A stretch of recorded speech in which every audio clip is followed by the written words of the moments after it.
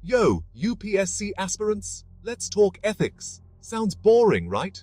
But stick with me because this is more important than you might think. Like your parents lecturing you about responsibility.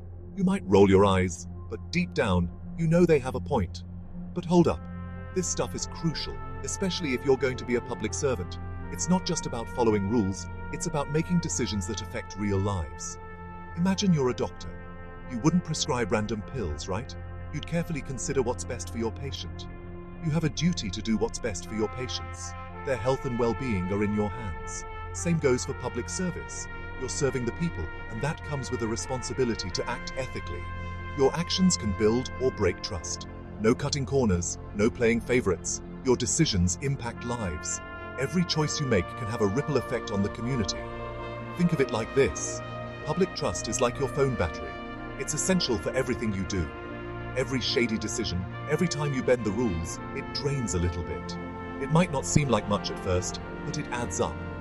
Keep it up, and soon enough, you'll be at 0%. No power, no trust, no ability to function effectively. No trust, no legitimacy. And that's a hard reset no one wants.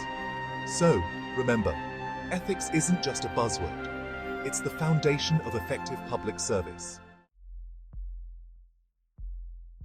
Now, let's break down some fancy words you'll hear a lot. Integrity, accountability, and transparency. Integrity is like walking the talk. You say you're honest? Prove it. Don't just talk about fighting corruption, actually refuse that bribe. Accountability? Own your actions. Mess up? Don't blame the intern. Take responsibility and fix it. Transparency is like keeping your windows clean.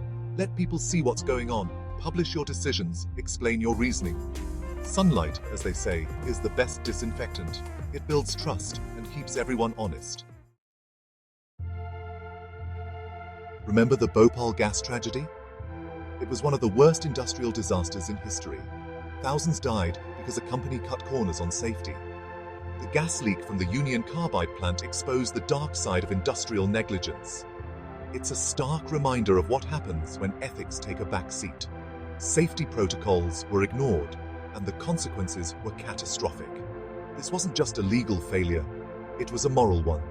The legal system struggled to bring justice, highlighting the complexities of corporate accountability. The company prioritized profit over people. Decisions were made with financial gain in mind, disregarding the potential human cost. They weren't held accountable for years. The fight for justice was long and arduous, with many obstacles along the way. The tragedy still haunts India, a scar of negligence and ethical bankruptcy. The memories of that night remain vivid for the survivors. This case study is a gut punch. It forces us to confront the harsh realities of industrialization and the importance of ethical practices. It reminds us that ethics aren't just abstract ideas. They have real-world consequences. Lives are at stake when corners are cut. As a future public servant, you need to be the voice that says, "No, we won't compromise on safety, on people's lives, for anything." Your role is crucial in preventing such tragedies. Ethical dilemmas are like that. Choose your own adventure book, but with higher stakes. Let's say you discover a colleague is taking bribes. What do? First, stay calm. Don't jump to conclusions. Gather all the facts. Second, think about the stakeholders involved. Who's affected by this? What are the potential consequences? Third, consider your options. Do you confront your colleague? Go to your superiors? Weigh the pros and cons of each. Finally, make a decision and be prepared to justify it. It's not always easy, but having a framework helps. Section 5. Ethics versus law. Not always the same thing. Here's the thing. Something can be legal but still morally wrong. The law is a set of rules established by a governing body, but ethics are the principles that guide our behavior beyond those rules. Think about the COVID-19 lockdowns. Governments had the legal authority to restrict movement. They implemented these measures to protect public health and safety, which was within their legal rights. But was it ethical to shut down businesses, impacting livelihoods, without adequate support? That's a debate. Many small business owners struggled to make ends meet, and some argued that the measures were too harsh and lacked compassion. Law sets the minimum standard, the bare minimum of what's acceptable. It tells us what we can and cannot do, but it doesn't always tell us what we should do. Ethics? That's about striving for something higher, for what's right, even if it's not legally mandated. It's about doing the right thing, even when the law doesn't require it.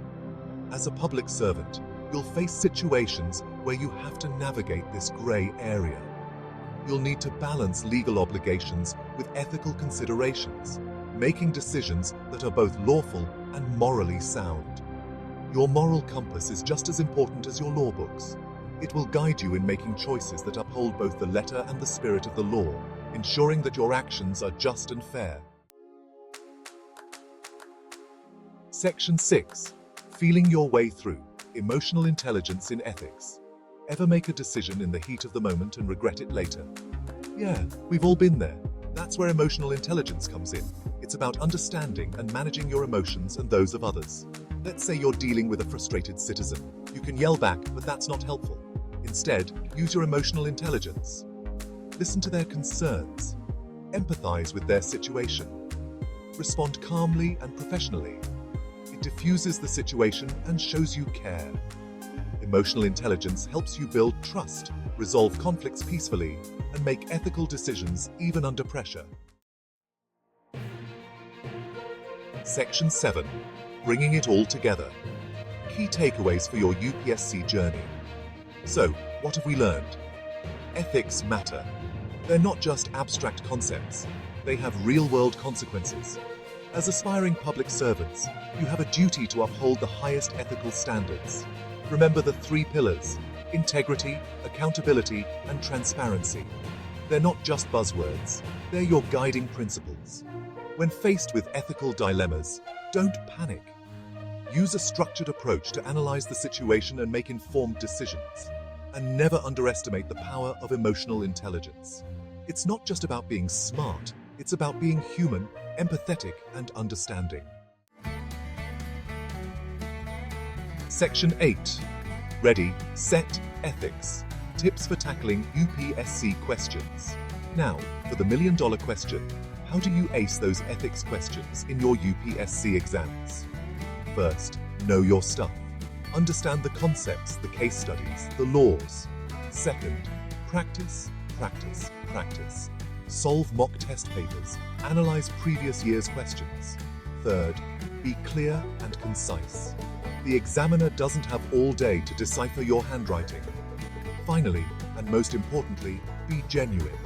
Show that you understand the importance of ethics and that you're committed to upholding them in your future role as a public servant. Good luck! You got this!